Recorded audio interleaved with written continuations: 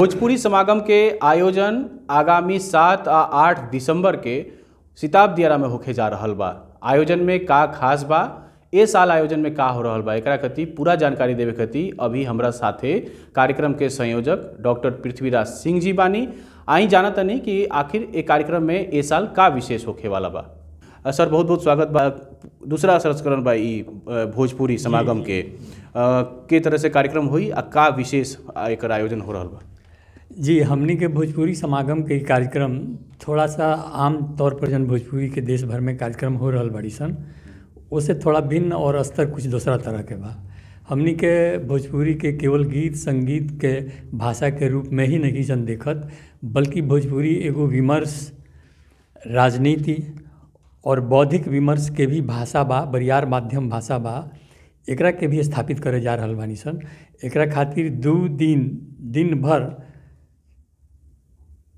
6-7 सत्र में भाषा, संस्कृति, कृषि, पर्यटन आदि के विषय पर विद्वान लोग विमर्श मूलक चर्चा करी और भोजपुरी जनपद, भोजपुरी क्षेत्र के का विशेषता बा, का कमी बा, ए पर हमनी के गहन चर्चा और विश्लेषण करे सन।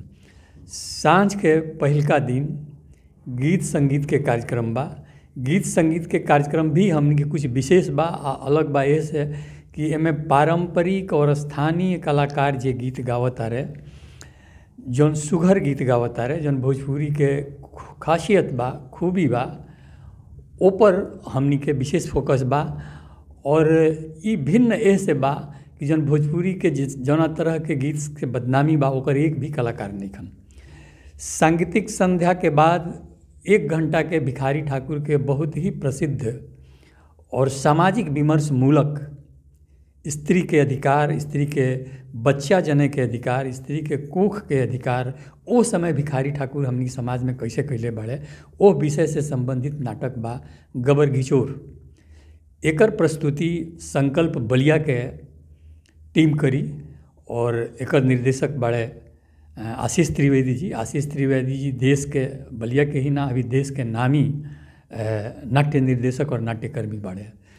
दूसरा दिन विमर्श के बाद हमनी के अखिल भारतीय कवि सम्मेलन बा, जोना में देश भर से भोजपुरी के कवि, कुछ नाम अगर हम ली तो गाजीपुर से मिथिलेश गहमरी, बलिया से शशि प्रेमदेव, रसराज जी आदि कई लोग आ रहल बा। तो ये कार्यक्रम गुणवत्ता के दृष्टि से, विमर्श के दृष्टि से भाषा के एगो नया ऊंचाई पर ले जाई। देखिए, भाषा केवल भाषा ना होला, वो भाषा के जौन समाज यूज करेला, ओकर प्रतिष्ठा, ओकर अस्मिता, ओकर विश्वास भी दोसर राज्यन में, देश में कौना तरह से बा, एकर सवाल बा। तो भोजपुरी के मान्यता के बात भोजपुरी भाषी समाज के अस्मिता से भी जुड़ल बा, गौरवबोध से भी जुड़ल बा। अगर राउर समाज के मान्यता सरकार नहीं की देत, एकर मतलब भी बा कि राउर समाज के सरकार कुछ कमतर देखतिया। और भाषा संस्कृति की बात नहीं, तो भाषा संस्कृति के हमने का अस्मिता बोध से भी देखता नहीं सर। एगो विशेष कार्यक्रम के हम लोग से समय ले, 1 मिनट के समय ले। अभी तक सरयू के उद्गम कहाँ बा हमने के नहीं संजानत, केवल इतने सूचना बा कि सरयू कैलाश मानसरोवर से निकले ली, लेकिन सरयू के मानसरोवर से लेके गंगा तक के मिलन के कुछ यात्री, नेपाली यात्री यात्रा कैले बड़े, उनकर आगमन हो रहल बा। और उस सरयू के उद्गम के कहानी कैलाश मानसरोवर से गंगा तक के मिलन तक के फोटो के साथ कही है। और एक कार्यक्रम के एगो और विशेषता बा कि सरयू के उद्गम के चित्र जौन अभी तक कहीं नहीं खे, हमारी दावा बा, हमारे गूगल खोज में कहीं नहीं खे मिलल, ओह चित्र के हमनी के इस समागम में आयल अतिथि लोग के स्मृति चिन्ह के रूप में देव सन। तो सरयू के उद्गम के नया चित्र जौन कहीं नहीं खे, हमनी के उद्घाटित करम सन। ओकर वर्णन वो यात्री करी जे 45 दिन तक मानसरोवर से चल के और सरयू के सिताब दियारा तक, गंगा के मिलन तक आइल बा, वो यात्री करी। ये एगो प्रमुख विशेषता बा एक कार्यक्रम के। प्रश्न बार बार उठेला हमरे दिमाग में, और आम जे भोजपुरी सोचे वाला दिमाग बा, जे बौद्धिक बा, वो ज़रूर सोचेला कि हमने के भोजपुरी कला बा कि ना, बा तो कौना रूप में बा, और काहे वो तरह से विकसित ना हो पाई जिस तरह से मिथिला कला। तो ए पर हमनी के विचार गोष्ठी बा। और अंग वस्त्र के कोशिश बा हमनी के कि अंग वस्त्र में भोजपुरी कला के प्रिंट हमनी के अंग वस्त्र पर दी सन। और हमनी के सोशल मीडिया पर जो चल रहा बा ओकर जो स्टिकर चल रहा बा भोजपुरी कोहबर कला के स्टिकर चल रहा बा वहाँ स्टिकर पर हुआ देख ले वो अंतर्राष्ट्रीय स्तर के कलाकार वाले प्रोफेसर रामचंद्र सिंह उनकर बनावल भोजपुरी कला कोहबर कला के हमनी के स्टिकर भी चला रहा बनी सन। तो भाषा संस्कृति पर्यटन और चित्रकला भी हमनी के प्रोग्राम में शामिल बा। गीत संगीत कवि सम्मेलन तब बढ़ले बा। हमरा साथे इस एक कार्यक्रम के सह संयोजक शिवानुग्रह नारायण सिंह जी बानी। जाने के चाहतनी कि आखिर के तरह से एक कार्यक्रम के रूपरेखा जे रचना तैयार भइल बा, कौन कौन अतिथि आवत रहे, काहे कि कार्यक्रम बहुत बड़ बा, 2 दिन के कार्यक्रम बा, कई गो सत्र बा, तो के मुख्य अतिथि के रूप में आवता, कैसे ये कार्यक्रम होई ओकरा बारे में कुछ जानकारी दर्शक के लोग के दी। कार्यक्रम में बिहार, यूपी, झारखंड, छत्तीसगढ़, उड़ीसा, बंगलोर सहित तमाम भोजपुरी भाषा भाषी क्षेत्र के साहित्यकार लोग आ रहल बा, कलाकार लोग आ रहल बा, कवि लोग आ रहल बा।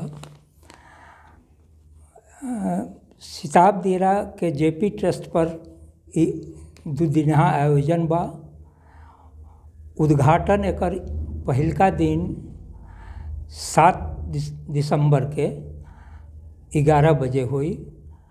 उद्घाटन समारोह के मुख्य अतिथि बनी महाराजगंज के सांसद जनार्दन सिंह सेगरीवाल, जेपी यूनिवर्सिटी के कुलपति परमेंद्र वाजपेयी जी, अध्यक्षता एकर छपरा के विधायक डॉक्टर CN गुप्ता जी करेम।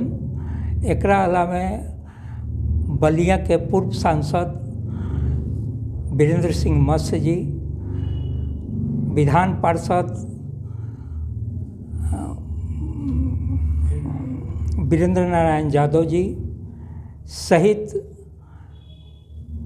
पंचायती राज के जितना स्थानीय प्रतिनिधि लोग बा, जैसे जिला परिषद के उपाध्यक्ष प्रियंका जी,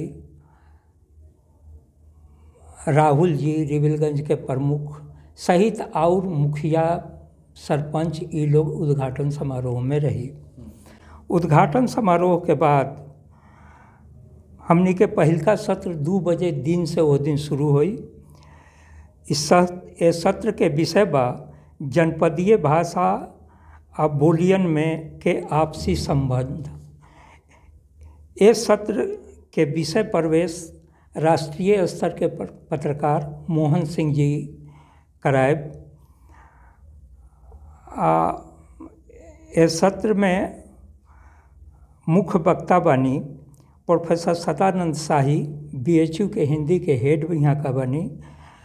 साथ ही वहाँ भोजपुरी अध्ययन केंद्र भी BHU के जौन बा ओकर यहाँ का संचालक बनी। ओकरा बाद प्रोफेसर सुधाकर सिंह बारन तिब्बती अध्ययन शोध संस्थान सारनाथ के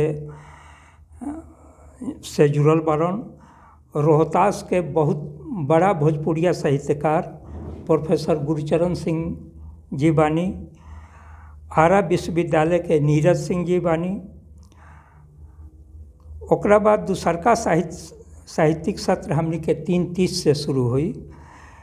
एह में सरजुग के उद्यम के अवसान, आध्यात्मिक आलोक आ नदी विस्थापन, नदी से होखे वाला विस्थापन आ पुनर्वास पर चर्चा हुई।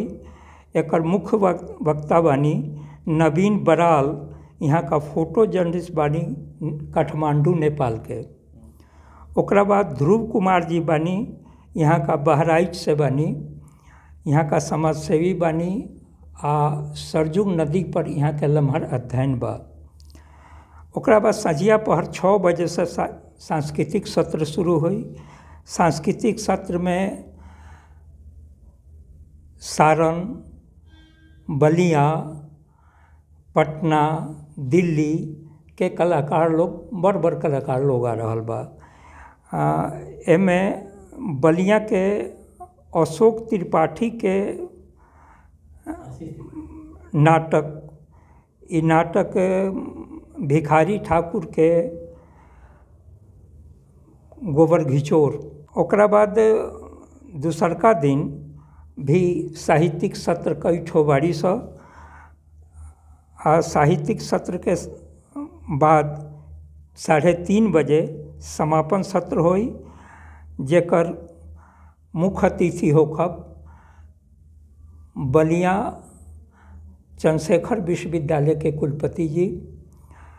एकरा अलावे वीरेंद्र सिंह मस्त पूर्व सांसद रहब और स्थानीय नेता लोग के भी हमनी का आमंत्रित कैले बानी।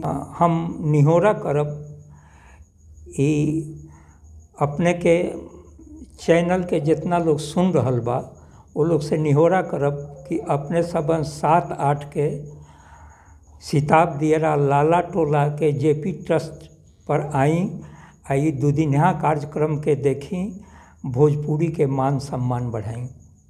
भोजपुरी समागम 2024 के आयोजन हो रहा बा, जेकर जानकारी एक कार्यक्रम के संयोजक लोग देत रहला। अब हमनी के एक कार्यक्रम में सम्मिलित होखे के बा। अब तमाम लोग जो भोजपुरी भाषी ये कार्यक्रम के देख रहल बा, सबसे आग्रह बा कि कार्यक्रम में सम्मिलित होखी। सिताब दियारा में होके जा रहा ई कार्यक्रम में रउआ भी आई पहुंची कार्यक्रम में अधिक से अधिक संख्या में एक कार्यक्रम में भाग ली।